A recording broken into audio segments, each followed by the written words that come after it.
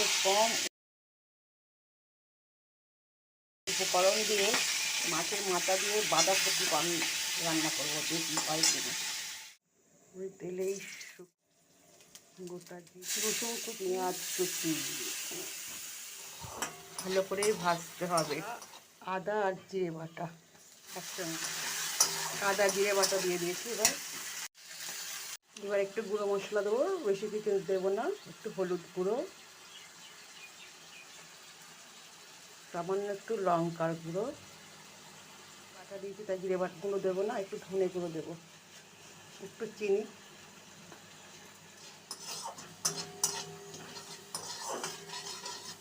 মশলা কষানো হয়ে গেছে, এইবার সেদ্ধ করে রাখা বাঁধাকপি আর আলু দেবো।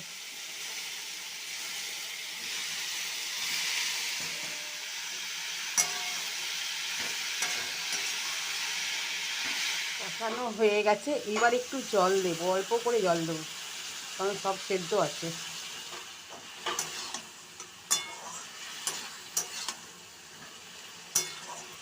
এবার একটু চাপা দিয়ে দেবো, দিয়ে আসলে একটু মাছের মাথাটা দিয়ে দেবো, ঘি গরম মশলা।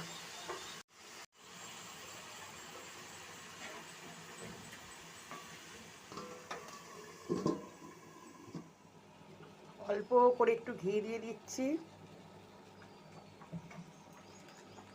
আর একটু গরম মশলা। ব্যাস হয়ে গেল আমার বাঁধাকপির ঘন্ট।